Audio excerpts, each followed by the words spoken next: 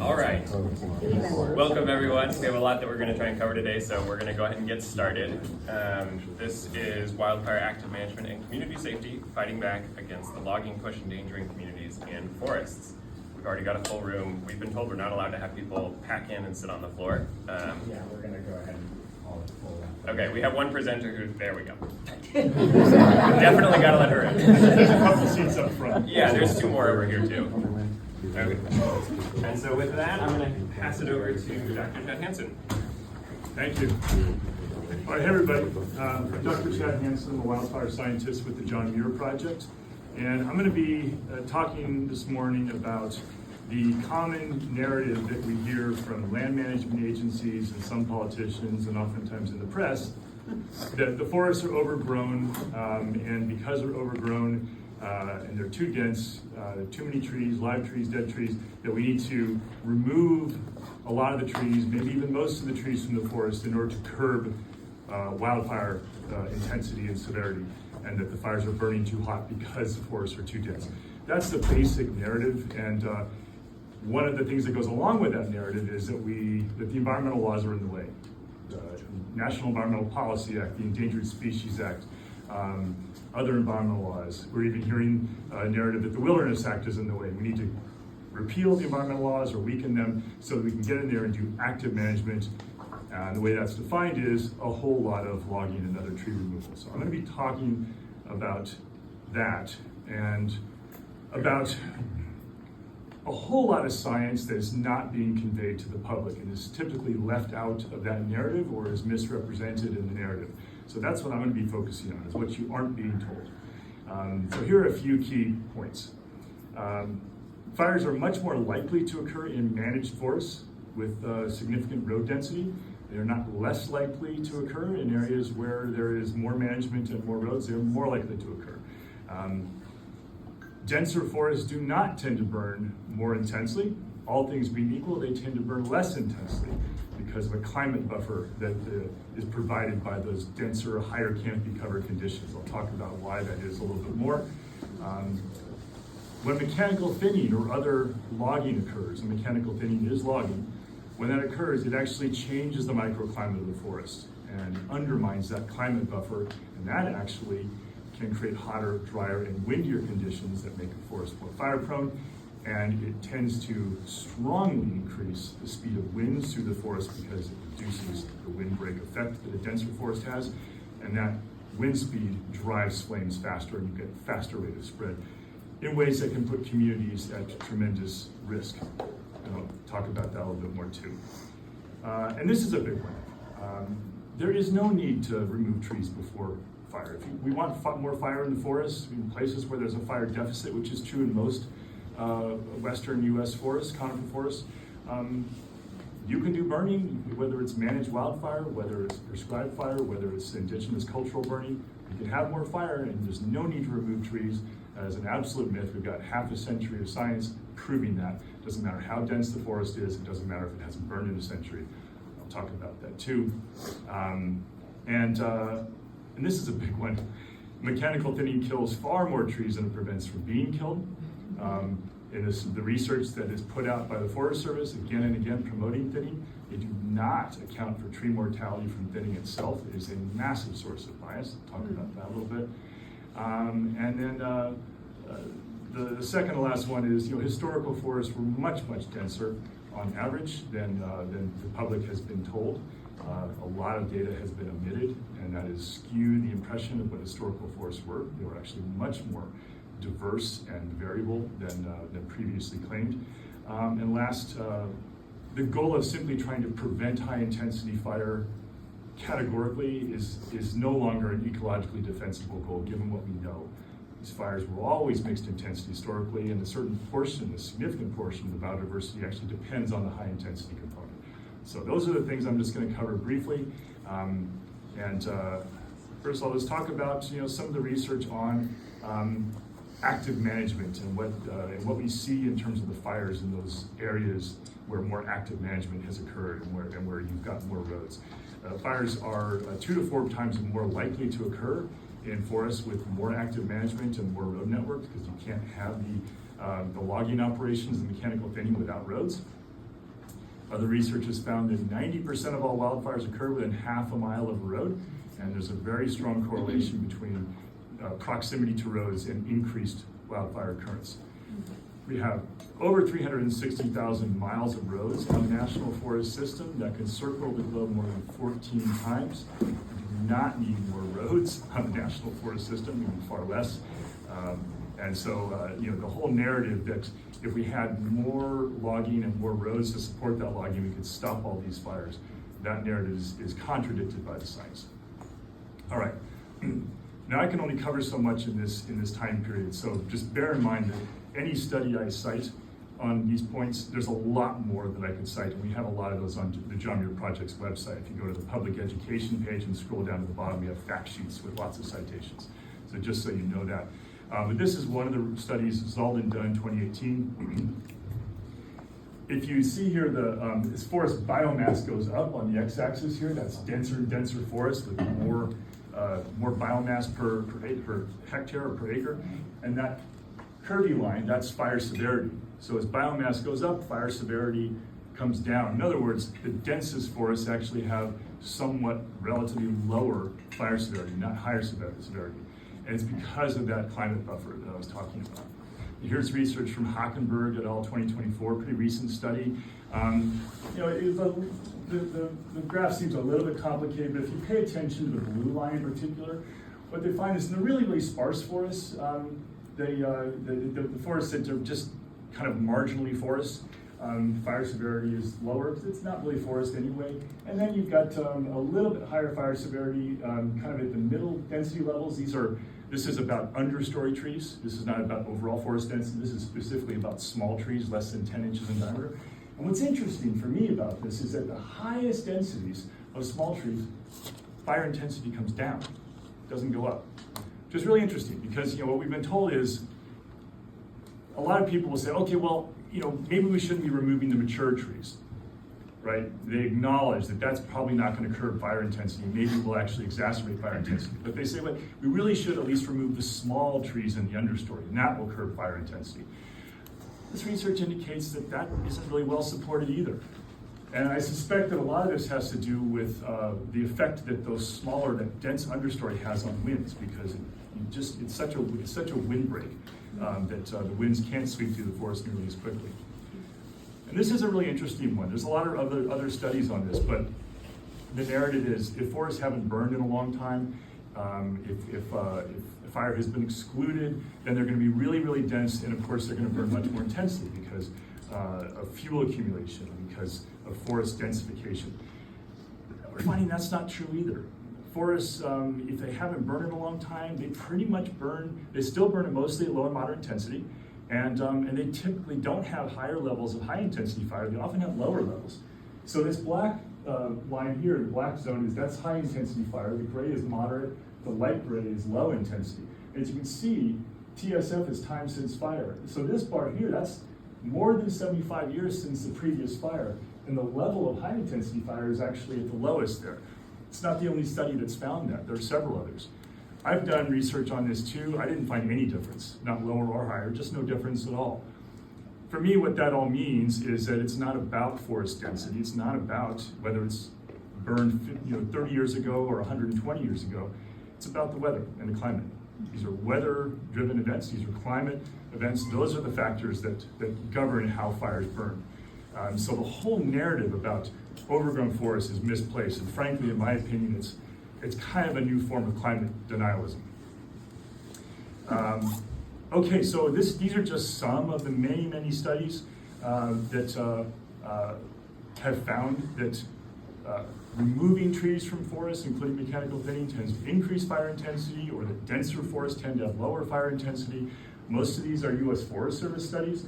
That one right there, by the way, the second one that should say PIELC et al. 2025, that's a typo. But bottom line is that the research is finding that previous fire will have an effect for a temporary period of time, usually several years. But thinning is not the issue. It's not what's going to determine fire behavior. If anything, it will oftentimes exacerbate fire behavior.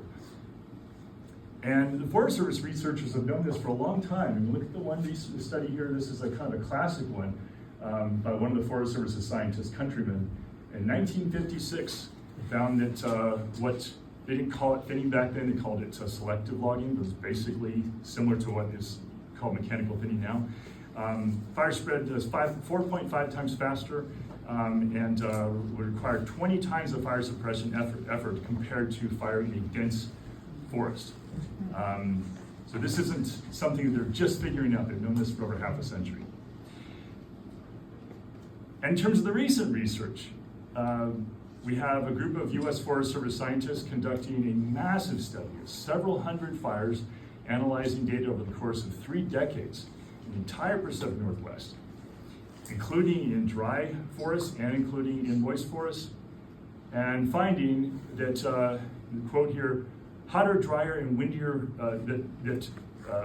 forests with lower biomass, the more open forests, have higher fire severity. That was their basic finding. And the reason for that, they said, is because, quote, hotter, drier, and windier microclimates, and those conditions decrease dramatically over relatively short distances into the interior of older forests with multi-layer canopies and high tree density. In other words, in forests that are denser and have higher tree densities, those are the areas with the lower fire intensities, not higher. So again, contrary to the narrative that's been beaten into our heads again and again. Another study by Forest Service scientists, largely the same group, and they found that denser, older forests with high canopy cover had lower fire severity and they, quote, buffer the negative effects of climate change regarding wildfires. And this quote is so important. I'm just gonna read it. I'm not gonna do a lot of this, but I do think this is relevant enough that I'm gonna read the whole quote. Thinned forests have more open conditions which are associated with higher temperatures, lower relative humidity, higher wind speeds, and increasing fire intensity. Furthermore, live and dead fuels in young forest or thin stands with dense saplings or shrub understory will be drier, making ignition in high heat more likely, and the rate of spread higher because of the relative lack of wind breaks provided by closed canopies with large trees, end quote. So again, there is a lot of research on this, and there's a lot more studies saying the same thing by independent scientists, by university scientists, by Forest Service scientists that I can cover in this presentation. But just so you all have an understanding that these are the biggest and most comprehensive studies that are being done out there. More Forest Service research, thinning reduces wind resistance, increases wind speeds. In this study, they found that it increased wind speeds by 15 to 20 times relative to unthinned forests. And those increased wind speeds dramatically increase fire spread. Bouch et al. 2023, they found that the #1 factor associated with destruction of communities from wildfires and loss of lives in wildfires is the speed of fires. And the thing that increases the speed of fires most is reducing forest density, including by so-called mechanical thinning. More Forest Service scientists, Culkin et al. 2023, saying basically that the management regime of the Forest Service over recent decades to do huge logging projects out in the forest wildlands, big mechanical thinning projects, and claiming that's going to curb fires and protect communities by stopping the fire from reaching the community. That's been the dominant management approach. Telling communities, you don't need to worry, we've done this big logging project out there in the backcountry, out there over the ridge, and it'll stop a fire from reaching the town. This is the Forest Service's own scientists in a recent study saying that approach has been an utter failure. The fires are blowing right through these big thin areas and they're burning down towns and oftentimes claiming many lives. And their conclusion was, the research is very solid that that's a failure. We need to stop that. We need to focus on the communities and help communities become fire safe. And that's where our focus and our effort and our resources should be, is home hardening, defensible space pruning, and evacuation planning and assistance, not backcountry logging. So similar to what I said a moment ago about how the Forest Service's own scientists know and have known for years, decades even, that thinning is not an effective wildfire management strategy and can actually be counterproductive. The Forest Service's scientists also know that there's no need to remove trees to have fire in the forest. And this is a quote from a recent Forest Service documented as known that tree removal is not required before prescribed fire can be used. They've also admitted the same thing with regard to managed wildfire. It's also true with regard to indigenous cultural burning. The Forest Service does not need to tell the tribes that they can't burn or put up barriers to indigenous burning, or tell the tribes that they have to do the logging project before they can burn. That's all unnecessary and unnecessarily burdensome and destructive. We want fire in the forest, we can have fire in the forest. It's not about logging. In addition, the Forest Service admits that thinning and thinning plus burning is 6 times more expensive per acre than just fire alone. So you don't have to do the thinning, and it's vastly more expensive if you do. So why are we doing it? It's because they want to get logs to the mill, they want to generate revenue. And here are just some of the many, many studies documenting that. The great majority of these are studies by the Forest Service's own scientists, by Park Service scientists. There are many more, again, as a fact sheet on our website about this, on the John Muir Project's website, called Fire Alone. But this is just an example of some of the studies. The point is that even in the densest forests, even in the forests that haven't burned in over a century, the same thing is true. These are fires that are being conducted during fire season, both managed wildfire and also prescribed burns in some of the densest forests that are out there. And where they want predominantly low intensity fire effects, that's what they're getting. And obviously there's reasons to have moderate high intensity fire effects too, ecologically, but if that's what they want, they can certainly get that. And there's no tree removal before burning in these studies. This is the results of some of my research in the Creek Fire, where I found that the forests with a logging history conducted under the guise of fuel reduction, post-fire logging or mechanical thinning, prior to the Creek Fire, those areas actually burned more intensely, not less intensely.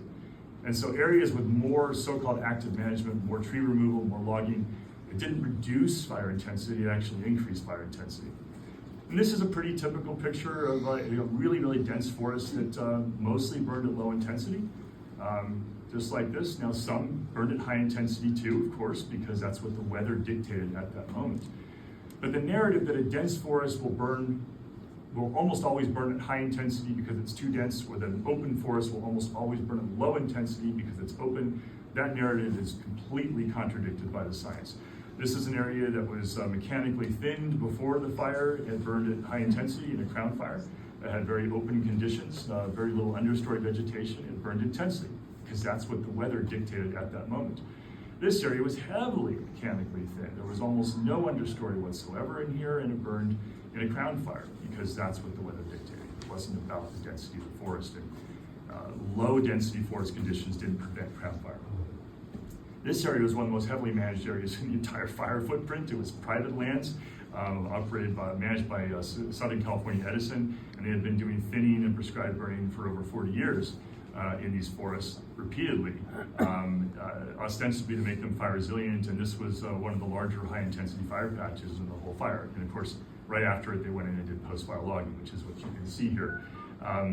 So again, this burned at that intensity because that's what the weather dictated, ultimately.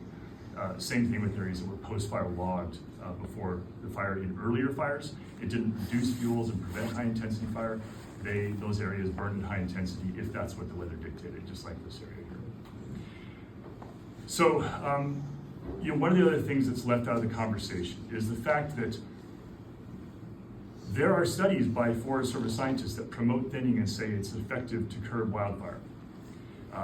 There are certainly studies that say that. Here's what they're not telling you. They're not telling you that they killed most of the trees before the fire got there through thinning itself. They don't include the mortality from thinning itself in their calculations, which is a huge source of bias, and it gives you wildly misleading results. I also don't tell you that most of their study sites were opportunistically selected. It's not random selection, they were chosen, and that actually is another source of bias because, again, there's a lot of randomness. Thinned areas will not always burn at high intensity. Sometimes they burn at low intensity or moderate, just like unthinned forests. And so if they're out there choosing study sites where fire happened to burn at lower intensity where thinning occurred, they will skew a narrative toward thinning. So there's other research on this too, and again, the bottom line is that thinning kills significantly more trees than it prevents from being killed. And that's true also where thinning is conducted supposedly to reduce competition between trees and prevent tree mortality from drought and bark beetles. The mortality from thinning relative to the tiny reduction in mortality from bark beetles is way out of balance. The green areas here, that's the reduced mortality from bark beetles. The orange is the increased mortality from thinning. And you can see it is massively out of balance. You're killing dozens and dozens of trees from thinning for every one or less than one tree that you would otherwise theoretically save from bark beetles and drought. The math does not add up. So I'll wrap up very quickly here, but I just wanted to also cover that thinning is not what people think it is these days. And I will say I've been tracking this for a long time. And when I first started doing this work about 36 years ago, I would go into thinning projects on national forests, and I would say, yeah, I wouldn't have done this. This doesn't look great to me. But oftentimes it was really pretty much small trees. Very few trees that were even on the you could call medium size. Some thinning projects even back then were horrible and they were industrial logging, but many were not. These days, that's thinning most of the time. Increasingly, thinning projects look like clear cuts, and they're going after larger and larger trees. Forest Service is doing project-specific forest plan amendments to eliminate the diameter limits and the basal area retention requirements. And many times thinning looks very close to a clear cut. This is what thinning looks like typically nowadays. And so you can find exceptions, but they're pretty uncommon. This is what thinning looks like most of the time. So last thing I'll cover is just the fact that there's a lot of research out there about much denser forest conditions historically than the Forest Service has reported, and research out there finding that huge amounts of historical data have been omitted in the Forest Service's studies. My colleagues and I have corrected that by publishing the data that they left out, and we found that the forests were much denser on average than the Forest Service has previously claimed. So you can find this information on the John Muir Project's website. You can also email me or give me a call and I'll send you the studies. So where do we go from here? In my view, what it all adds up to is take all the money, the billions of dollars of taxpayer money that is being taken out of our pockets to subsidize logging on public lands under the guises of euphemisms like thinning, fuel reduction, fire management, and forest health, and redirect that money into a jobs program to create fire-safe communities and help communities that are most vulnerable be safe from wildfires through home hardening, defensible space pruning, and evacuation planning and assistance. For more information, you can check out my books.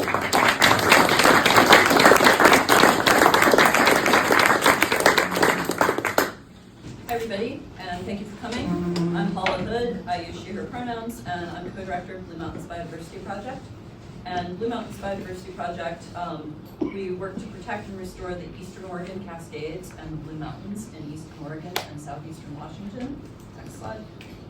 And field surveying is the heart of the work we do. We're in the field from the beginning of June through September every year, and our staff and volunteers spend thousands of hours every field season surveying proposed timber sales. Next slide. And so I've been with BMBP, Blue Mountains Biodiversity Project, for 10 years, and I've been engaged in similar work for over 20 years now. I have an academic background. I have a Master's of Science in Environmental Science. And also BMBP is part of the Pacific Northwest Forest Climate Alliance, the folks who organized this panel. Thank you, Alex. And I'm part of the steering team and also helped found the Alliance. And so for Blue Mountains Biodiversity Project, we usually focus on field surveying proposed timber sales. So we're focused on trying to save magnificent and ecologically important forests, like the lovely ones here in this slide, before they are logged.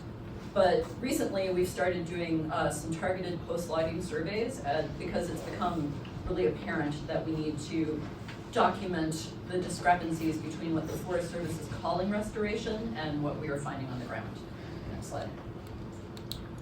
And so unfortunately, we've been really alarmed all too often by what we have found on the ground. So I'm going to share a bunch of depressing logging slides with you guys.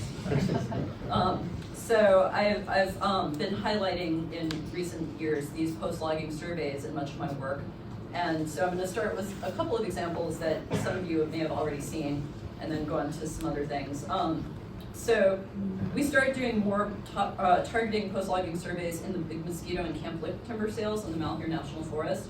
And so for the Big Mosquito sale in particular, the sale was strongly backed by the collaborative group for that district on the Malheur National Forest, and it was touted as a restoration success and a model for what was supposedly a great idea to go ahead and log large fir trees in order to save old-growth ponderosa pine trees, supposedly. And the collaborative and the Forest Service held up this sale as proof that it was a good idea to roll back protections for large trees in eastside forests across the region.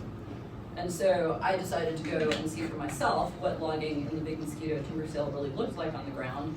And this was the very first unit that I found when I got out of the truck, and it was very upsetting. And in that middle picture there, we actually Blue Mountains Biodiversity Project field surveyed the sale before it was logged, and so that one's pre-logging. And then that's actually the same hill slope from a different angle in that same unit after logging. Next slide. And so we found dozens of old-growth ponderosa pines that had been logged. And we only had time to document a small portion of these. Next slide. So we took the time to meticulously document and photograph tree rings and everything else of about 30 old-growth ponderosa pines just in this one unit. And those are 150 years old or older. Of those, about 9 were over 200 years old, and a couple were over 300 years old. This one was born in approximately 1687.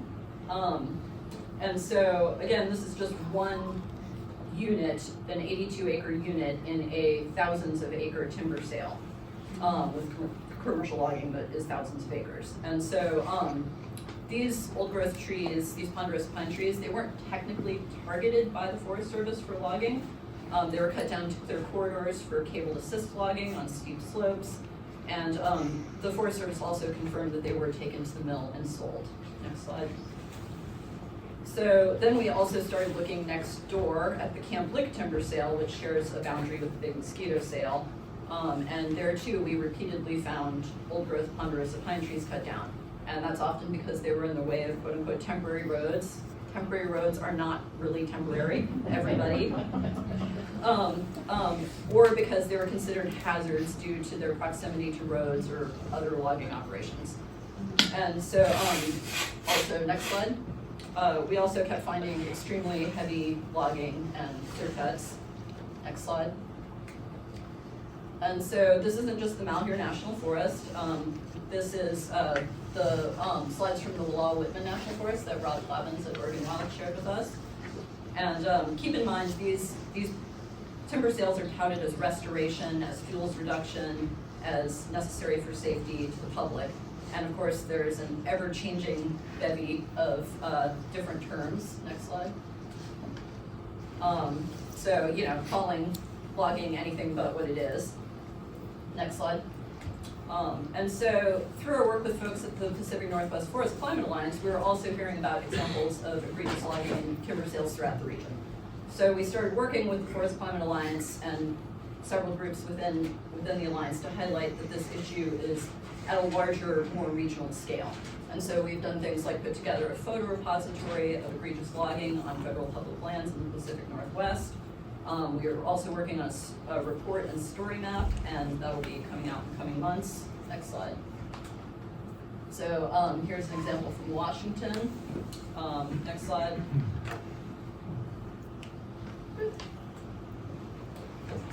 And there's some from Idaho. And so clearly this isn't a one-off or an isolated issue. We're consistently finding widespread degradation or outright destruction of ecosystems at a scale and severity that frankly surprised even me, and I really thought I was too cynical to be surprised anymore after doing this work for 20 years. Unfortunately, and so we're consistently finding big old trees cut down, logging in mature and old forests, clear cuts, logging in ecologically sensitive habitats such as post-fire snag forests, logging adjacent to streams, and loss of biodiversity and key wildlife habitats. Next slide. So here's some examples from California. Next slide. Some examples from western and southwestern Oregon. Next slide. Here's some from Mount Hood. Next slide. This is also from Mount Hood, and this was actually one of my favorite places in the world in Mount Hood National Forest. This is the Clackamas roadside hazard tree abatement sale. And so they claim that this was rooted in, safety and necessary for public safety. I will note, looking at this picture, that trees, last I checked, do not fall uphill. And so, next slide. Here's some more, like there's the road uphill from that logging on the right. And actually you can't see it, but the same is true for the one on the left. It goes down slope and then up again before it meets the road. And you can see the old growth logs there. And because this was one of my favorite places in the world, I've thrown in a couple more slides. Next slide. And so they've logged right over this creek. This is part of Sandstone Creek. Also right next to that, you can see that the logging has exacerbated the sediment issues coming down into the road from erosion from all the logging and just the road being there. And then that bottom right picture was taken along that same creek, just up the way a little bit, prior to logging and fire. And I have spent countless hours of my life in this creek and camped with my kid there and everything else. Next slide. And so this is up the road a little way. This is in Whale Creek, and this is the entrance. That little blue gate is the entrance to Indian Henry Campground. And that, so on the top left, that picture is the same creek that one on the top right is taken at. And so, of course, the top right was taken prior to logging and prior to fire. And then that one on the bottom left is also like them logging straight over the creek. Next slide. And this is what it looked like after fire, but in the top two pictures before logging, and those pictures, and I should say that I've credited a lot of these pictures, so a lot of these pictures from different regions are actually not from DMVP, and hopefully you notice the credit on there. But so those two are from BARC, organization in Mount Hood, Watchdogs from Mount Hood. And that middle one was actually in Whale Creek, that same one that's next to Indian Henry Campground with all the logging. That one was taken just upstream of all the logging because that one's actually in the edge of the wilderness area. So they did not log in there. And yeah, it's actually quite lovely. Next slide. So I'm gonna switch focus back to the east side. So this is also a very precious place, and I'm gonna have you go back to the slide in a second, but next slide for a sec. And that's the exact same spot. And so, sorry everybody. Yeah. Trigger warnings. Yeah, I'm sorry. And so PMVP actually fought very hard to stop logging at this sale. We tried to take it, we challenged it, we unfortunately lost. But I also do, actually I'm gonna send you back to the previous slide real quick. So just to note about, I wanna sort of highlight a couple things about Eastern Oregon forests here. So clearly not all of forests in Eastern Oregon are dry ponderosa pine forests. Many are quite lush, quite moist, and there's a diverse array, a complex mosaic of forest types on the east side, and that includes dry open ponderosa pine to very moist mixed conifer forests. Also, about half of Oregon's forests are on the east side of the state, east side of the Cascade Crest, so, care about forests there too. They also support wildlife corridors that have regional importance. They connect the Rockies to the Cascades, and they support world-class fishing and key populations of salmon. Next slide. And next slide. And so, unfortunately, forests in Eastern Oregon and Southeastern Washington are also frequently overlooked. And so they tend to receive a lot less public oversight and public scrutiny compared to West Side forests. And as a consequence, they're often used as a testing ground for bad logging policies on national forests, and they're treated as a sacrifice zone. Next slide. And so, unfortunately, this is another example of a truly ecologically unique and magnificent forest that was unfortunately logged. And again, I want to note that these sales are presented to the public as restoration and as necessary for fuels reduction or public safety and as thinning. Next slide. And despite that, you can see many from space. And so this is actually in the Deschutes National Forest. This is the Lex and Junction timber sales. I just wanted to highlight how intense it can be. Next slide. And so I also wanted to share some photos with you from the tiger. Oops, sorry. This is actually go back to the next one. Sorry, Alex. So this is the Tollgate sale in the Umatilla National Forest. You can also see that one from space. And that one's actually really close to, next slide, the Tiger Mill timber sale. And so I wanted to share some photos with you from Tiger Mill. Blue Mountains Biodiversity Project field surveyed this sale over 2 summers recently, and it has not yet been logged. However, they've started selling the contracts for portions of this sale. And many sale units, including those where the Forest Service is planning to log large trees, will be left with residual basal areas as low as 30 or 40%, and that includes this unit, which we field surveyed and I cross-checked with the contract. So in the Tony contract, which is the contract that covers part of the southern portion of the Tiger Mill sale, there are over 500 acres of mature and old forests where logging is scheduled to remove up to 60 to 70% of the basal areas and leave only 3 of the large trees left per acre. So again, that's 500 acres of mature and old forest that will lose 60 to 70% of their basal area and only have 3 large trees left per acre. And so, we're really scared this will be extremely devastating to these beautiful and largely intact mature and old forests. This sort of heavy industrial logging is also on par with practices that we've seen correlated with increased stream temperature and fine sediment in downstream streams, and with increased fire risk, as Chad was alluding to, or telling us about. Next slide. And so in the Tiger Mill sale area, the Forest Service admits straight up that 87% of the project area has never been logged. That's in their documentation. And then about 60% of it is made up of moist forests. It's also incredibly steep. And so approximately 84% of the project area has sloped over 35%. And then in there also, like 62% of the project area has slopes that are over 50%. That's incredibly steep. Next slide. And so even though not all logging on the ground contains clear cuts and logging of big old trees, I want to really highlight that we don't have a lot of those legacy trees or mature and old forests left. We only have a small fraction remaining on the landscape. And for example, on east side forests, like specifically those in the Blue Mountains and Eastern Oregon Cascades, large trees over 21 inches in diameter make up only 3% of the trees in those forests. And that was from a 2020 study with Dr. Beverly Law and Dr. Drexler. And so, I think that surely we can protect the largest 3% of the large trees that are left on east side forests. And these big trees are also very resilient to fire and are crucial for providing clean, cold water. They need to be protected, not logged. And also we should not be logging the remaining mature and old forests, streamside forests, unlogged legacy forests, roadless areas, high quality wildlife habitats remaining on the landscape. Next slide.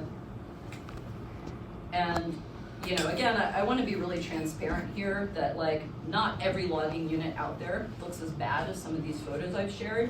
They don't all contain old growth logging and clear cuts, but I want to point out some other widespread issues, because even when that's not the case, even when logging doesn't include clear cuts or logging of old trees, it's still causing widespread damage to wildlife, fish, water quality, and forest ecosystems. And so, that's particularly true as the Forest Service is increasingly targeting these ecologically sensitive areas for logging, and that includes mature and old forests, those roadless areas, forests and streamside buffers that are directly adjacent to streams, and moist mixed conifer forests. And they're also logging on increasingly steep slopes, like the ones I showed you in Tiger Mill, many of which are above creeks that have listed fish in them, like in the Tiger Mill sale. And then next slide.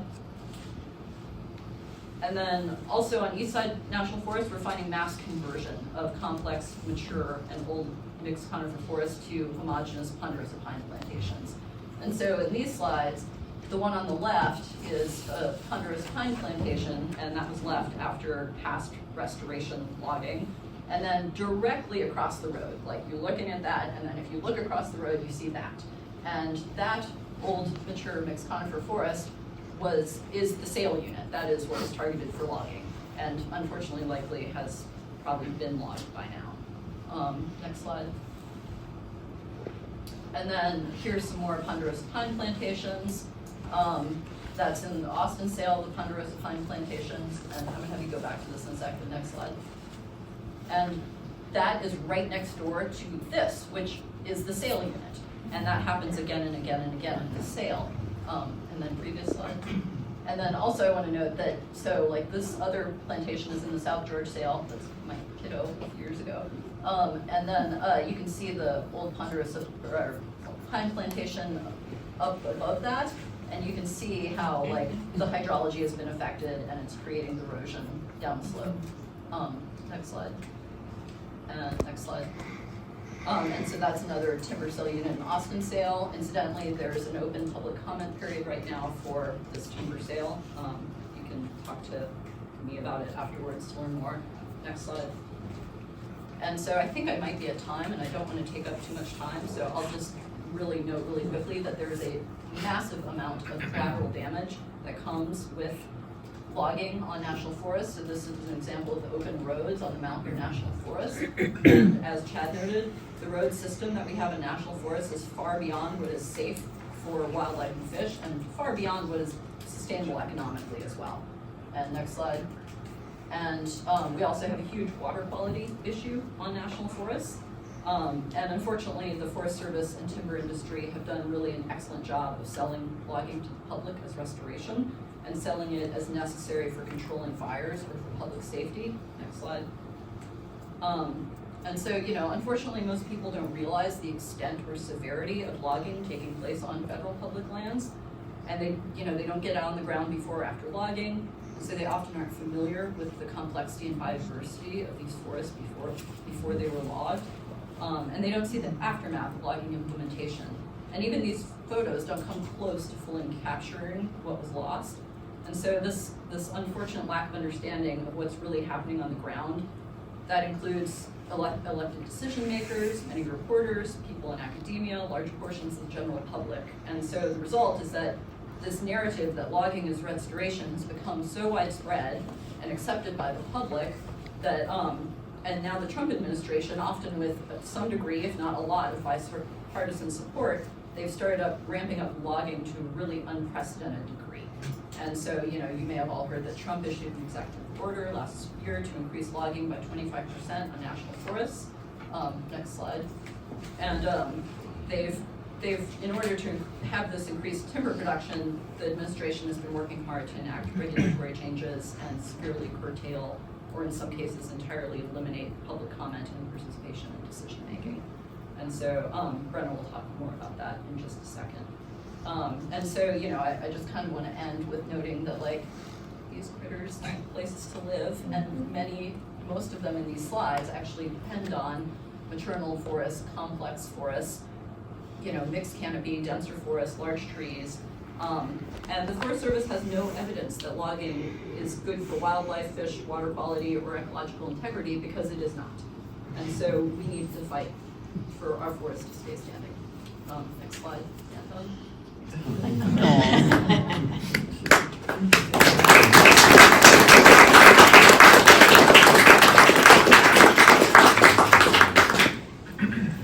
Hi, that was great.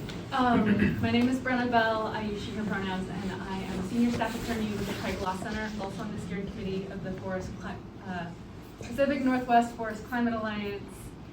And I get to tell you how our government is making all of this easier and faster for the timber industry and harder for the rest of us. Are you doing this? Do you want to click it? So this is something that I just need to start. Chad really talked about it, but I think it's so important whenever we talk to anybody about fire ever. We cannot log our way out of weather events. Oh, I see it, you don't see it. There, now you see it. We can't log our way out of weather events, right? The fires that people are worried about, that get a lot of attention, are the big catastrophic fires, the 2% of ignitions that cause like 90% of the burning. Those are weather events. And so if you forget everything else I say about the law, please remember that. So in the next conversation you have with people and they're like, we need to stop the big fires. You're like, how? How do we stop the wind? All right, Nuclear with that, bomb in the hurricane, right? yeah, with that I will talk actually about the law, because that's my role. So you might have noticed there's an emergency. Chad and Paula both highlighted how devastated our forests are and how much they need active management to protect them from this emergency. Yeah? No. Is that where we're all at right now? No, because we're in a world of doublespeak. And everything I say is only going to make sense if you have your doublespeak filter on. Because the words that are coming out of the government and the things that are on the ground are in such disconnect, we need our Orwellian filters to work. So there's these emergencies. And the first thing that Trump did in getting to office was put out a huge slew of executive orders. And I'm just going to focus on one. It came out about a year ago, on March 1st, 2025. And it was called the Executive Order for the immediate expansion of American timber production, which called for this massive ramp up of federally managed forests. And this EO frames logging as the primary purpose of federal forest management and increasing timber production as a matter of national and economic security, and aimed to, quote, reverse the onerous federal policies that have prevented any ability to fully exploit our domestic timber supply. So that's the general gestalt of what we're working with. And the EO directed agencies to eliminate any existing policy, regulations, guidances, settlements that created an undue burden on logging in federal forests, setting deadlines for the agencies to comply with this. So they're expected to streamline analysis in their NEPA documents and also expedite review under the Endangered Species Act. And that executive order set the stage for the rest of the stuff that I'm going to talk about. While it doesn't really explicitly get into the fear of fire, it says we want to log in our national forest, and we're going to use any mechanism that we can to get us there. Any mechanism that's in the scope of regulations, like what an executive agency can do without congressional interaction. So that executive order teed us up for this emergency situation determination that came out last April. And according to the secretarial memo implementing that, said that national forests are in crisis due to uncharacteristically severe wildfires. You're going to hear that a lot. Insects and disease outbreaks, invasive species, and other stressors whose impacts have been compounded by what? Climate change? No, too little active management. That is the problem. That is what's caused these emergencies, is too little active management. Go. And so this emergency over the forest is about 59% of all USF managed lands. It's 112,646,000 acres. And what it does is it says in places where this emergency situation exists, the Forest Service can go forward and do projects in an expedited manner in two main ways. Under the National Environmental Policy Act, or NEPA, the agency is supposed to look at alternatives to the proposed action.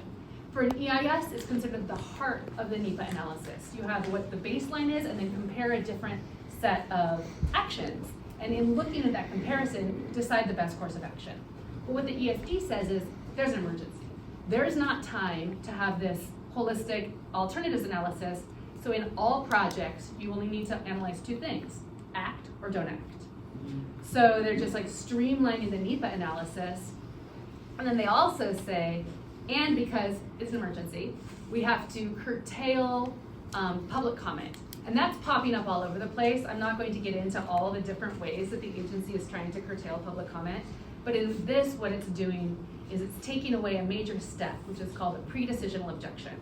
So typically in NEPA, before 2025, They do a draft, you comment, and then there's a final, and then there's this, draft, comment, and then there's a time to do a pre-decisional objection. So before they make a final decision, you say, here's all the things, and as a lawyer, I'm like, I'm just gonna tell you all the reasons we're gonna litigate, and you have a chance to correct those before the final decision.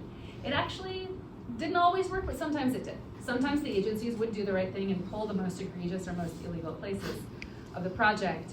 And with the ESD, any project within the ESD, you don't have to do the pre-decisional objection step.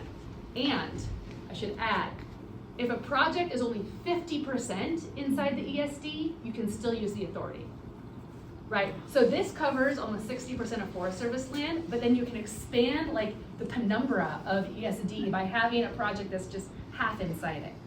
And so the emergency is almost everywhere. And then it has to be like an authorized emergency action, but the definition of what an authorized emergency action is also very, very expansive. It includes salvage of dead or dying trees or trees damaged by natural disasters. So you can imagine a tree with fire scars or a tree that had some wind damage that can now be salvaged. It has commercial or non-commercial sanitation harvest, I love that euphemism, of trees to control insects or disease, reforestation or replanting, removal of hazard trees in close proximity to roads and trails, as we saw includes downslope from such roads, removal of hazardous fuels, which are defined as pretty much anything. And this one will kind of touch on what Paul's going to talk about, restoration of water sources or infrastructure. And I want to note that water sources includes municipal watersheds, which are areas that have tend to be off limits to a lot of logging, and we're seeing a major focus with logging. So that's the kind of projects that can be done in these emergency situation determinant areas. That is one huge way that we're seeing the fear of fire come back in and strip public comment, strip good analysis. The next is the use of emergency regulations to avoid NEPA and ESA analysis. And emergencies are very popular with this administration. They're using this, like, environmental realm isn't the only realm where they're using emergencies to bypass law. But there are actual provisions in our laws to deal with emergencies because there actually are emergencies. They do happen, right? The Endangered Species Act has an emergency provision for ESA consultation that says where emergency circumstance mandate the need to consult in an expedited manner. No, not forego consultation, but consult in an expedited manner. Consultation can be conducted informally through alternative procedures. So that exists. But then it goes on to say that this provision applies to situation involving, quote, acts of God, disasters, casualties, national defense, or security emergencies. Like real legit emergencies, right? Like that actually is a pretty good list. Sometimes there is a fire actively happening and they have to go in there and do something, or at least they think they do. And that's an emergency. They say response actions to prevent imminent loss of human property or life. Sorry, human life or property. So that's the ESA emergency regulations. And then there's these new NEPA regulations that have some emergency provisions that are a little bit more wishy-washy. They say that the agency can get emergency authorization where emergency circumstances exist that make it necessary to take urgently needed actions before a NEPA process can be completed, which I don't like as much, but there's still something there. There's still a little bit of there. They say emergency authorizations are limited to actions necessary to address the emergency circumstance. So that's a set of regulations we're working with, but then how has the Forest Service applied that under the Trump administration? That picture is an emergency. I want to talk a little bit about the North Trinity sale as a case study. This just happened in the Shasta Trinity National Forest down in Northern California. The North Trinity sale is a 12,000 acre project, and there was a scoping notice for the timber sale in 2024, November 2024. They said, we would like to do this project. It included fuels reduction, it included commercial timber, And then they kind of sat on it. They didn't actually complete a NEPA for the project. That happened in 2024. In August 2025, a fire happened near the project area. It burned about 500 acres. It's not a big, not a wind-driven fire. They were able to contain it. So we've got the scoping notice, we've got the fire. And then on October 15th, the Forest Service received approval from the regional office to conduct emergency actions in the project area, which are outside of the fire, on 1,200 acres of that project area. And you might think, okay, they're responding to the fire by doing the fuels risk reduction, right? Wrong. They are responding to the past fire by implementing the commercial timber sale component of the project that's been sitting on the shelf for a year because of an emergency. What's the emergency? It might burn. It might burn. That's right. That is the emergency. So they said, because there was a fire near here, we are going to invoke the emergency provisions of the fire. And not only did they target the place where there was commercial logging, it was also where there are multiple occupied northern spotted owl nests. And so they had a duty under the Endangered Species Act to consult in some form, right?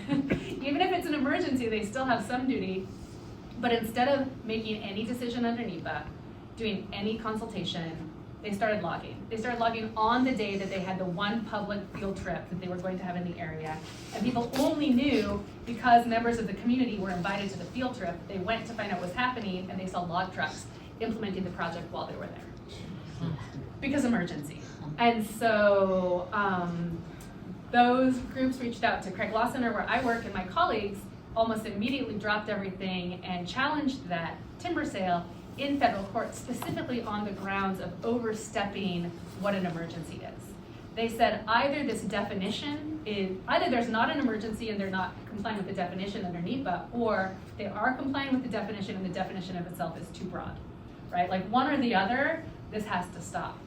And the judge in the TRO hearing said, you're probably right on the merits. You're probably right that this is an overbroad definition of emergency. But to paraphrase, I don't want to be the guy that stops this logging so the whole town burns down. So, because this fear of fire, which was their entire brief, was like, fire, fire, fire, it's so scary, it might burn, the judge was like, I'm not going to stop this logging. So it can go forward, we'll still make a decision on these merits about application of the emergency regulations to this project, but the logging all went forward because they were too afraid to stop the project. So this fear of fire that Chad's talking about, this like narrative, all those euphemisms that Paula is pulling up, they are having these real world impacts where the judges who say, yeah, this really feels illegal, I'm not gonna risk it. And I think a lot of people feel that. They don't want to be the one saying, don't log in this drinking watershed, don't log here, because what if a fire comes and then they get wet? Well, Brenda, when he said that about the TRO, that means he's never going to do it. Well, it was only 1,200 acres of the entire project, so we still have standing. Yeah, don't worry, Michael. I was just getting mad. Get mad, just not worried. Okay, next slide. I just wanted to do just a little fact check about this word unprecedented and uncharacteristic that we keep bumping into. What we really have on the landscape is a fire deficit. We have a big fire deficit. And so, the big block starts in, what's that little number? Like 1930. 1920? Okay, you all can see it better. 26 to like 40s, when we were in a really hot, dry period, correlated with the Dust Bowl. Think about that. We were like really in this drought. It's correlated with something called the Pacific Decadal Oscillation. And then it got cool and moist.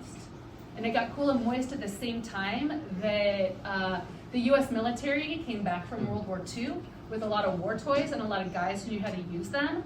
And the combination of this cool, moist period and this like military industrial firefighting complex really suppressed fire on the landscape to this point where people thought that was normal. People's baseline talking about unprecedented wildfires usually starts in 1980. And fire has a lot bigger like return interval in 1980. So yeah, we've been on the rise since 1980. There's a couple of factors. The Pacific Decadal Oscillation changed, climate change. You know, we don't know if it's ever going to go back to cool and moist, but what we really don't have is an unprecedented amount of fires. And as Chad said, they are not burning uncharacteristically severe. So I just want to take a little like fact check moment before moving on to the next piece, which is forest planning and how the Trump administration is trying to change all the forest plans in the area, in part based on this use of fire rhetoric to decrease standards and guidelines. So I'm not going to talk too much about forest planning, but for those of you who don't know about NIFMA, the National Forest Management Act, it basically says, and there's FLIPMA, which is its corollary in the Department of Interior, it says that for all federally managed forests, you need to have a plan. And the plan is kind of like, if you know zoning, it's kind of like a comprehensive plan. It allocates all the land into different land use allocations, and for each land use allocation, it gives specific desired conditions and standards and guidelines. And these overarching plans, like each forest has one, used to be each BLM district had one, and then there's like overarching plans over some of them. So what we're seeing right now is a massive increase in forest plan revisions, which honestly a lot of us wanted for a long time because most of them are out of date, but we didn't want them to happen right now. Because it's really bad what's coming out of the administration. So the Blue Mountains Forest Plan, that covers the Malheur, Umatilla, and Wallowa-Whitman National Forests in Northeast Oregon and Southwest Washington. Is this the third time they're trying to do it? Yes. This is their third attempt at changing the Blue Mountains Forest Plan. And each of those national forests has its own plan, but now they're trying to do a comprehensive plan over all of them. And I just want to highlight a couple of statements that they're making about fire and how you can just think about how that might infuse the standards and guidelines and the desired future conditions that are coming. So the Blue Mountains Forest Plan revision propaganda says, quote, while fire is important to the Blue Mountains, uncharacteristically severe fire is now an ecosystem stressor and a potential threat to these communities due to past management activities. Doesn't say anything about climate change, doesn't recognize the whole weather, oscillation, nothing. It just says past management activities. And then it says, over the last 35 years, okay, 1980, or actually they don't even do 80, what is that, 1990. Wildfires have increased in size and intensity, making them more complex and difficult to manage. Citizens, firefighters, natural resources, capital investments, and private lands within the 3 national forests are higher risk from uncharacteristic wildfire effects. Land management plan components and management strategies need to be revised to move uncharacteristic conditions toward desired ranges of vegetation, fuel loads, and habitats, which will promote resilient ecosystems and reduce risks to people and capital investments. Right, now that would be a reasonable sounding statement if you didn't just hear from Chad and Paul. Right, think about what they were talking about the research, and then what's happening on the ground, about what promoting resilient ecosystems looks like, and then apply that to a huge land planning operation. So we're kind of in the midst of Blue Mountain Forest Plan revision. As Paula said, more people need to care about the east side. So if you have like space in your heart to care about something else, that would be a really good one. Then there's the Northwest Forest Plan revision. And this is a regional forest plan that covers 18 national forests along the mostly west side of the Cascades, from Canada down to Northern California. And they've been trying to revise it for a while. Biden kind of got involved in it and started a lot of things, but like really moved too slow. And now he's out. There was a draft environmental impact statement from the Biden team. That's gone. What they said was, recognizing the increasing threat of severe wildfires, the proposed amendment prioritizes proactive fire management to protect communities and forests. It's like, maybe okay, but that statement reinterpreted with the Trump era fire rhetoric, we're just worried about what's going to come out. So I'm going to leave you with what the Trump era rhetoric around fire is like, because we're going to talk a little bit about the Bureau of Land Management Resource Management Plan revision that just got announced 2 weeks ago. So this is a kind of niche Oregon thing. We're the only state in the country that has an active BLM timber operation. Lucky us, they are the worst. But they're also honest. It's something I love about the BLM. The Forest Service uses a lot of euphemisms. They say we're doing meadow enhancement. They say we're doing, like ecosystem resilience.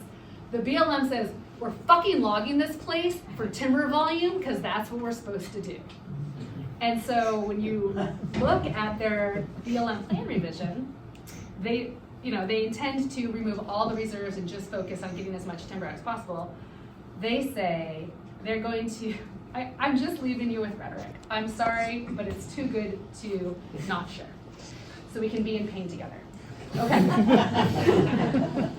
Federal Register from 2 weeks ago says the BLM seeks to enhance its ability to implement forest treatments to mitigate the devastating effects of wildfire and to salvage timber killed by wildfire, drought, and other disturbances. High-profile events such as the 2018 Camp Fire in California, which was what? Wind-driven, caused billions of dollars of damages, highlights the urgent need for proactive management. At least they didn't use LA, which they're using to pass other fire things. And it says, this RMP revision will assist in reducing fuel loads. Remember, the main thing they're going to do is prioritize logging of all the remaining old growth in BLM managed. So they will assist in reducing fuel loads in order to battle these unprecedented and destructive fires and will aid in keeping the American people safe. Thank God. So that's what we are looking at. It's about to come. The fear of fire is infusing all of these management decisions, and if we can, we're really losing the rhetoric battle, but again, the one thing I want you all to remember is it's the wind. Paul? You want me to go first? Okay.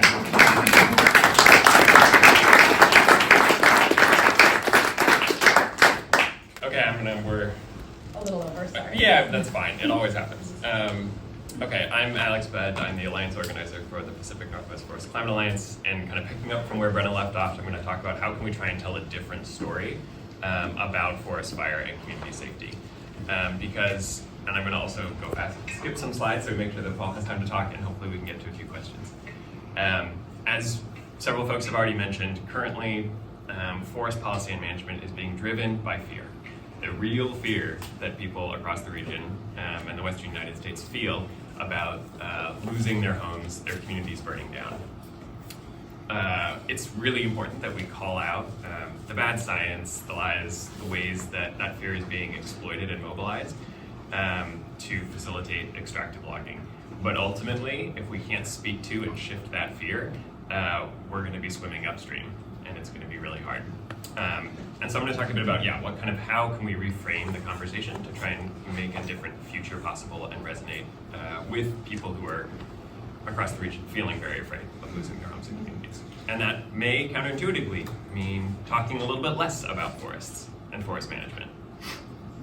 Again, in order to shift public perception and policy priorities, we need to offer people a different story that's compelling, one that speaks to the anxiety and fears that people feel, has clear protagonists and antagonists that they identify and disidentify with, and points towards a better future that resonates with people. I want to talk about how our messages often boil down, because most people in the general public do not get the level of detail that Chad and Paula and Brenna have shared doesn't trickle down to most people. So on the one hand, we hear industry and agencies saying more logging and active management will prevent destructive fires. For most people, that boils down to do something. And when we say more logging and is environmentally destructive and it won't keep people safer, for a lot of people that boils down to don't do something. If it's do something versus don't do something, that is a messaging and rhetoric battle that we're going to keep losing with a lot of the public. Reframing the problem is a big part of that. It's not in the forest, the problem is where people live.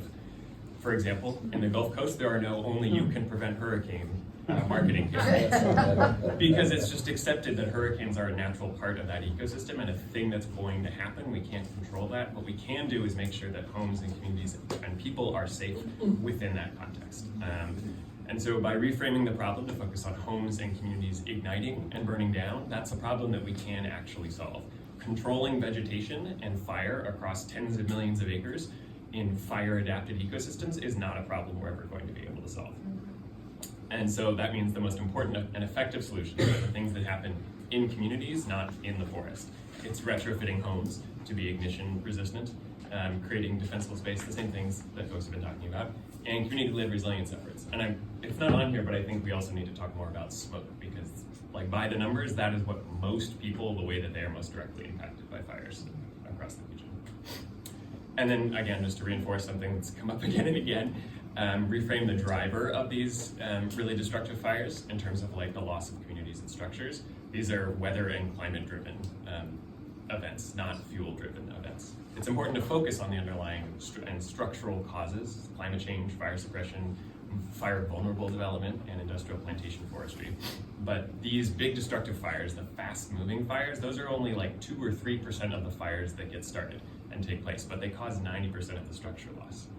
And just as one example of that, the Camp Fire in 2018, there were 50+ mile-an-hour winds, there was extreme heat and drought, and those conditions, those weather conditions, were blowing burning embers 5 miles ahead of the flame front.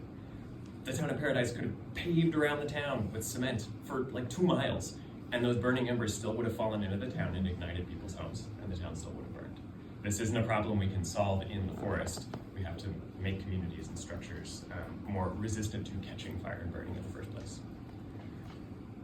Here are 2 different message examples, and I don't disagree. I think they're both right, but just to compare how they will land for most people in the general public. On the one hand, historically, we actually used to have a lot more fire in the landscape than we do today. We have a fire deficit, and more fire is good for forests after 100+ years of fire suppression. And if people are building homes in the WUI, that means we need to accept the risk of fire there. More logging is going to be ecologically damaging. Compare how that lands with a message, for example: we all deserve to live in peace and safety, not spending every summer fearing that we'll lose our homes and communities. Protecting homes and communities should be our top priority, not creating more profits for industry by spending money logging in the backcountry instead of spending money protecting homes. So again, I'm pulling all of this, I'll skip the slide. Most of what's in here is from a new wildfire messaging guide that the Forest Climate Alliance just put together, and there'll be a QR code for you to download that. But again, how can we put these pieces of effective storytelling together to tell a different story that people can see themselves in, and that speaks to their the deeper fears and anxieties and emotions, because people often remember how a message feels rather than the facts and figures and statistics. For example, communities and neighbors are already leading the way, protagonists, making their homes and neighborhoods more fire resistant through retrofitting, creating defensible space, highlighting real solutions, all while politicians are neglecting community safety to focus on subsidizing handouts to their big timber donors, protagonists. Their plans increase fire risk to surrounding communities, put money in corporate pockets, not local ones, and take resources away from protecting the livelihoods of hardworking Oregonians, residents, and everyone. Again, highlighting the harm to communities of the status quo. Okay. So again, we need to be validating the fear and anxieties that people feel about losing their homes and the impacts of smoke to that, centering community protection and reframing the issue from vegetation and fire control to preventing structure ignition in the first place. Highlighting communities, folks, everyday people, as already the protagonists. So many people are already doing this work at their own homes and at their community level, and we want to lift that up and contrast that with politicians and the wealthy, who for every dollar they're spending on backcountry logging, that is a dollar that is not being spent on making homes and communities safer, and call that out. I'm going to hand it over to Paul because I know we're running out of time. I want to make sure we have time for some questions. But this QR code will take you to the Wildfire in the Age of Climate Change, this new communications resource that we just put together that has everything I just talked about and a lot more. There's also copies on the Forest Climate Alliance table over in the law school building.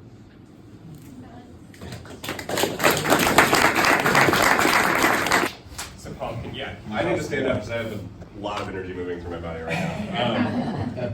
My name's Paul. I'm unaffiliated. I'm some guy. That's my credential. I will say everything that's been spoken about today lives in my body in a really, really profound way, and I've become deeply passionate about these issues very recently, having cared about forest issues for a long time, specifically because of the tiger mill sale that Paula brought up and showed some photographs of. I live in Walla Walla in southeastern Washington, about 20 miles from that project area. It is one of the most precious, beautiful, ecologically diverse places left in the United States. And it is partly because it's very inaccessible, so it's really hard to log. So it's, for a number of different reasons, led to an incredible, intricate, mosaic of different forest types, different ecologies, and is a place that is worth protecting in its own right for many, many different reasons. There's another wrinkle to the Tiger Mill project that might actually get a little closer to home for many of the people in my community at least, which is that the project comprises the entire municipal drinking water supply of my town. It's about a 25,000 acre watershed that is very heavily protected. It's one of the most heavily protected parts of the northern Blue Mountains. In fact, you can go to jail if you set foot in the watershed, because any human disturbance would have a negative impact on water quality. So when I heard about a $38,000 timber sale and active management project in the municipal watershed and all of the surrounding forests, including moist, mixed conifer, upland forests that are old growth, many of which had never been logged, I was like, why the fuck would anyone think that this is a good idea? And so I'm gonna try my best to just keep this really tight, but I think it's really important to frame this because like Chad's book found me in that moment, and it was a lifeline for me to feel so validated in just the maddening, the madness that is born out of this doublespeak propaganda. It is so hard to even stomach it. So I'm in a community of people who believe that for the most part, people are good and want the right things. And so when they read that the Forest Service is doing a forest health treatment project that's for forest resilience, and it's to reduce the unevaluated risk of high severity fire in our municipal watershed, crippling our water supply, it's like, we want this. We want the forest to do something, to your point, Alex. So I'm up against, on the one hand, people are like, well, the Forest Service says that they're doing this, and I'm on the other side saying, yeah, but actually this is what it looks like on the ground. And so I go into the weeds, and I feel like it's relevant to go a little bit into the weeds on this one, and talk about basal areas. So I'm reading the Tiger Mill environmental assessment, I'm reading the finding of no significant impact, and I'm trying to understand how they can justify that there will be no measurable increase in sedimentation or any hydrologic impact whatsoever from massive industrial logging on steep slopes, over 50%. And you get into the details, and it's talking about basal area prescriptions, these treatments, or prescriptions, they're silvicultural, it's sort of using medical language and sanitation, all of this stuff. And when you actually get into the details, what is basal area? Well, one place it's defined as the total cross-sectional area of the timber. In another place, it's defined as the total cross-sectional area of all vegetation, which includes an unestimated amount of biomass. So a basal area prescription of up to 70% basal area reduction is based on an ambiguous and unestimated biomass quantity. So basically, what does that mean? The only provision in the actual timber contract, not the environmental assessment, the timber contract says the only unambiguous provision specifying what mechanical thinning is leave the largest 3 trees per acre. That is the only enforceable thing. But you can cut them down if they interfere with the cable for the cable haul thing. So this is like, you go into the weeds 400 pages deep and you'll go insane. And until you read Chad's book and you're like, oh thank God, I'm not the only one who feels this. And then reach out to Blue Mountains Biodiversity Project, or they contacted me. So to Paula and Karen's credit, one of the most important organizations in my bioregion, and I owe you a great debt of gratitude. So that's me zooming into like very, very kind of like granular detail, and then zooming out a little bit, like how do I do something about this? So in my community, I'm realizing that the biggest deficit is actually education. It's like we can't even begin to have a conversation about the science and getting into the weeds because for the most part, people don't really have the time or the patience to go there. So, I've been kind of trying to figure out how to organize in a rural community where it's just a different political landscape, it's a different time, and there's some good people out there who are on my team, and we had a field trip. A geologist went out and we did a geology field trip out in the Mill Creek watershed where all of this logging is going to happen. And we're looking at the geology, and then also like, oh, and by the way, these trees are all going to get cut down, and all of a sudden, the 75 people who all wanted to learn about geology are really interested and worried about this timber sale, and they came to the information session. And then after 6 months of lobbying city council, we got a town hall, and we packed city hall. And it was relatively successful organizing under the idea that free community education is one of the best strategies, it's one of the best tools that we have as organizers and activists. So I'm gonna try and just bring it home. For me, it's really close to home because it's my favorite place in the entire world. I think it's a sacred place. I don't want to see it destroyed. And it's also close to home because it's literally the life support infrastructure for my entire town. Why are they doing this? If you really get there, and I would be happy to provide a lot of literature to back up this position, the point of this project is to build a scientific justification, to use my community as a sacrifice zone, to build a more robust scientific validation tool to sell industrial logging as a natural climate solution that can then participate in carbon markets. We're talking about carbon, we're talking about fire. Fire needs fuel. Fuel is carbon. Carbon is a greenhouse gas. So when fires burn, all of the forest carbon then turns into carbon dioxide. So if we log it, we're gonna put that carbon dioxide somewhere where it's not gonna burn.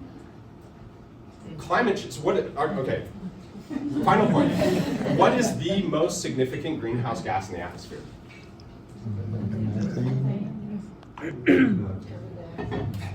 Water vapor. It is the most significant greenhouse gas in our atmosphere. Climate is not a geophysical, it is not a chemical phenomenon. Climate is a biological phenomenon. I've always believed this. I've always studied the way that forest ecology anchors hydrology. But forests are the absolute most important resource that we have for anchoring terrestrial climate systems. They evapotranspirate moisture along with the bioaerosols, the basidiospores that actually allow for cloud formation over the continents. That's the only reason we have rainfall. There's a direct correlation between deforestation and desertification. So if you're worried about climate-driven megafires, you should be worried about desertification. If you're worried about desertification, you should be worried about protecting forests, not cutting them down. So more than I think it's about like wind, it's actually about water. And I would like to reframe the fire debate into a water debate because I really, really want my community to continue to be able to draw water from the watershed for municipal water, keep water in the rivers for the fish, keep water in the ground, and it's a really, really tough uphill battle. So, Water is life. yeah, thanks to all of you, and thanks for giving me a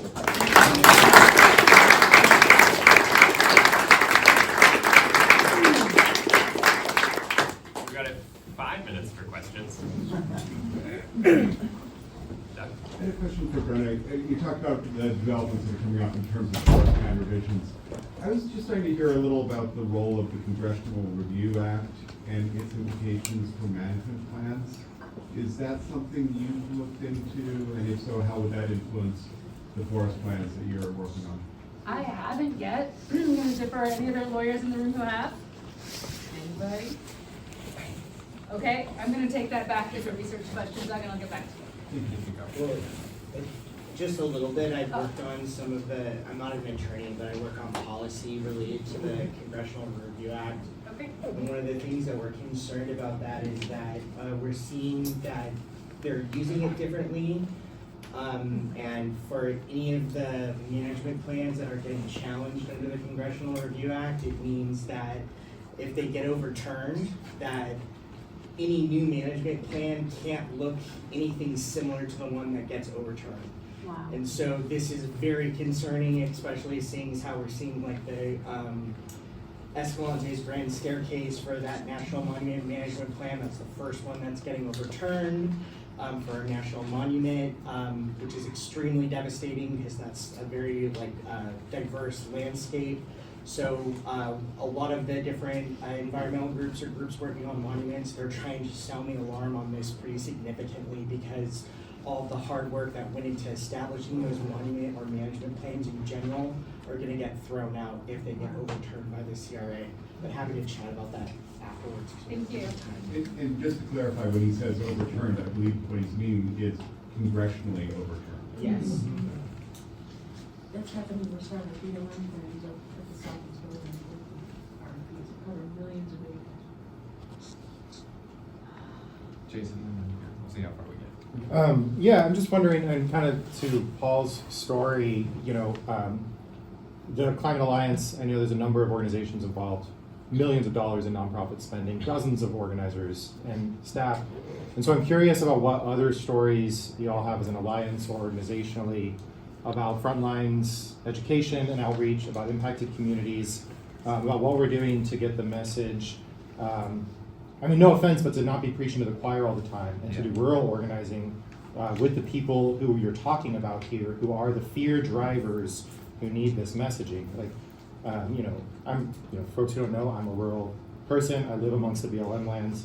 I do a lot of rural organizing, but I'm still not seeing this really as a rural organizing project. And so I wonder if you guys could speak to that into frontline communities. Yeah, totally. I mean, yeah, there's a huge problem with the organizations and the money and everything within the conservation world still being super concentrated in like Eugene and Portland, at least in Oregon for the most part. We've been doing some work on that with the Forest Timelines of last year, connecting with folks like Paul. There's a group, the Methow Forest Forum in Northern Washington in the Methow Valley that we connected with, and a similar thing of like the way it often seems to go is that there's a big Forest Service fuel reduction, fire resilience project that gets popped up and local folks are concerned about it and they reach out and we connect with them and then try and provide resources and support. So up there, Chad came out and did an amazing talk with some of the local folks there. There were 200 people came out in Winthrop for Chad's talk, and then they also talked about the Midnight Project is what the Okanagan National Forest Project there that kind of catalyzed this was. We're going to be going back out to show Elemental, the film, and that's an example of, in some ways, the Methow Valley is like a more liberal than like the typical rural community for sure. But I'm working with a person down in Weimar in Southern Oregon who also is interested in having someone like Chad or other scientists come out to speak about this, and that's there are tricky questions there about how do we navigate around that. How do we do that kind of like public education work that can kind of unpack the underlying things driving these projects, and to what extent do we do that while trying to get people to engage with the project or do it in a bigger picture detached from the project? Because when there's a specific proposal and the Forest Service is saying, we're gonna do this and it's gonna make your community safer, like it can be very polarizing and people kind of revert to the narratives and you know those polarized positions. But there's so much more that needs to be done around that. And yeah, it does mean, I mean, ultimately that's like relationship building and pushing resources out to smaller grassroots groups in rural areas.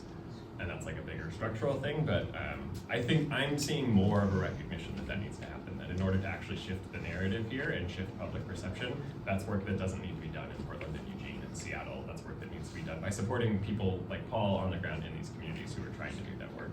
And for organizations that have the resources, that means pushing those resources out and sharing them.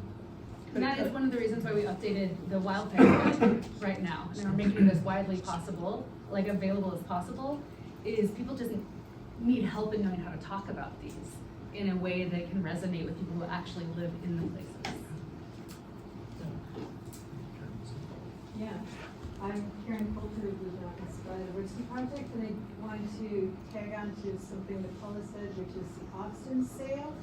And I wanted to have people remember that you can send comments in on this sale now. The action order should be on the Blue Mountains Biodiversity Project.org website. And I just want to say how this works a little bit. Like most of the sales are being under the guise of fire risk reduction, when actually it's just to extract a lot of logging. And I just want to say for credibility that I've been through 2 major fires at my place. And the first time I was devastated. It was a stand replacement fire and piles of ash everywhere and dead trees. And I'm so glad I stayed there. It was completely rejuvenated. All the native plants were increased. And then I went through, and so when the second fire came, 28 years in between, because I'm on an edge where it would be frequent fire intervals actually. And the climate change driven fire went so fast that it didn't actually kill that many trees. It was burning up the roots, but it wasn't near the ignition, which the previous one was right near the ignition. But in both cases, there's a native seed bank of plants and trees and everything, and that ecosystem needs fire and doesn't have enough fire, and wildfire suppression is one of the major problems. And then I just wanted to say about the Austin sale, we field surveyed it in 2019, and they did some scoping for comments, and then when there was litigation about the 21-inch limit for logging, and they wanted to log large trees, they put it on hold to wait to log large trees, and then they waited further until Trump got elected and until further, and they got the emergency situation. Now it's an emergency. Yes, It's been and worse so- since 2019. Right, and so they were on, it was on hold that long, and they slapped on 8 forest plans amendments that they didn't have in the initial scoping. And then the other thing that I just want to say is in my comments, I said, this is not an emergency. You decided to put it on hold for years for political reasons, and what is a real emergency? The real emergency, for an example, was when in 2024 there were so many fires across the whole mile here, they had to do a closure on the entire forest and block roads, and that was for public safety, and that's an example of an emergency. It's not the timber sales. Also, the Austin sales 35,000 acres of logging. Yeah. As many new. We are bumping in on time, so Yeah. I want to give people the option to leave, because I know at least any of us who have to deal with BLM stuff have to go right now. But I wanted to invite people to continue this conversation tonight at the Forest Climate Alliance party. Nice. Hey. Nice. Yeah, we're going to be there. It's at Area 52, is that what it's called? Plane 52. Plane 52 Brewing. from 7 to 11 tonight. What, 52? Grab Plane. us, talk about fire, talk about logging, talk about things that have nothing to do with fire and logging, so we're fun people to talk to. We can find out what you're doing. Please come and hang out and support the Forest Climate Alliance. And if you're thinking you work somewhere in the Northwest at the intersection of climate and forest, which many of us do, and you're not part of this network yet, get us up to the table. And thank you, Alex, for bringing this together.